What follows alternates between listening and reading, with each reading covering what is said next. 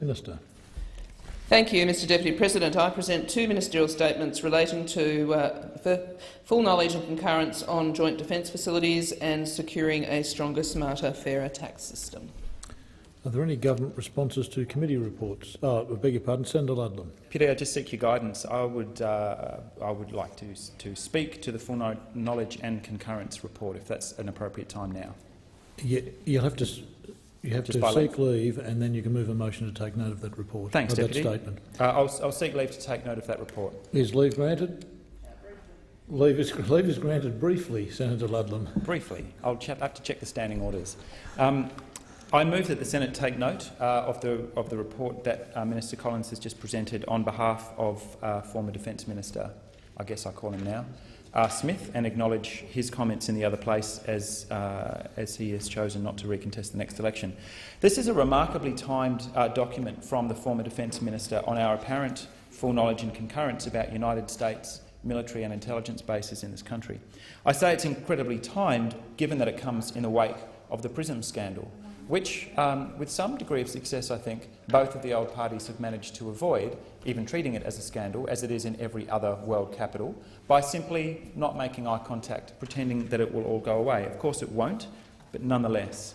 In this statement, we have the Australian government declaring that it has full knowledge of what's going on in the United States bases on our territory, when several members of the United States Congress and even a member of the Homeland Security Committee have very recently expressed dismay that they had no idea how invasive and vast their own NSA's surveillance activities are.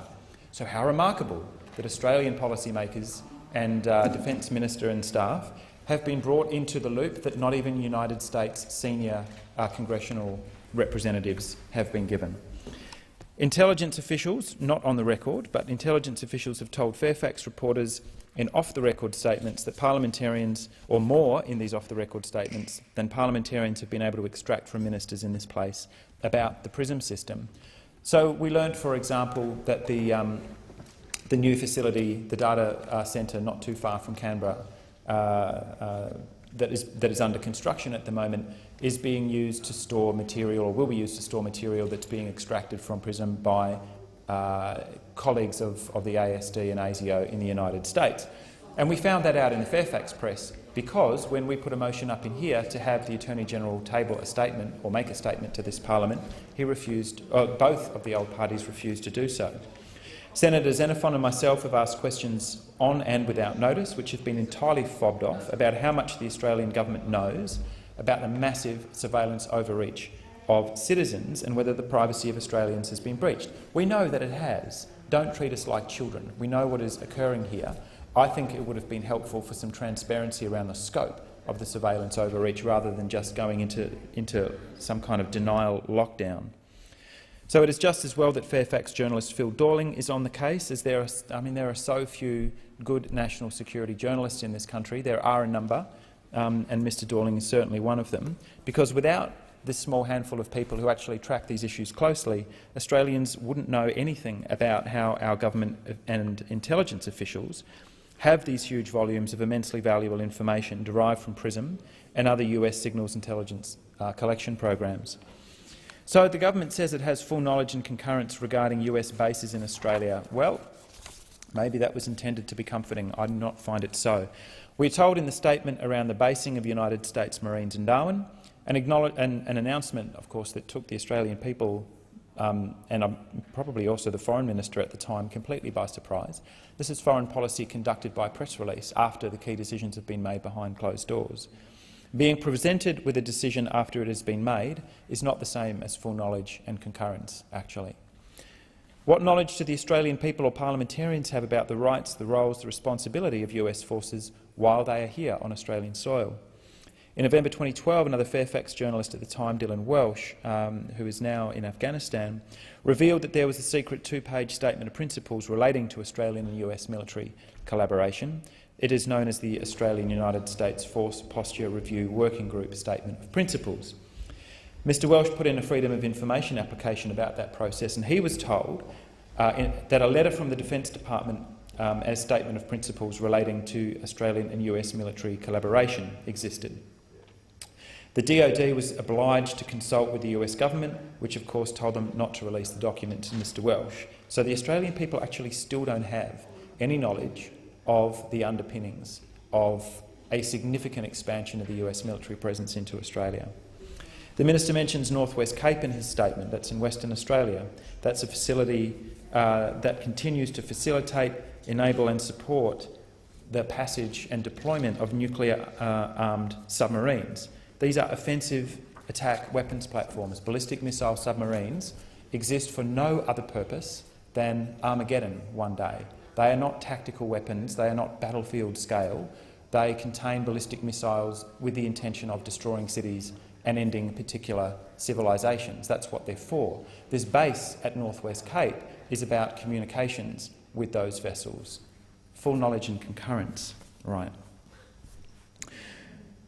Australia thereby legitimises the retention and deployment of nuclear weapons. So while former and current Prime Minister Rudd, I guess it's getting a little bit confusing, and as Foreign Minister worked quite hard as a middle power with a bit of diplomatic clout to bring forward the debate around non-proliferation and disarmament through the commission that we co-chaired with the former Foreign Minister of Japan.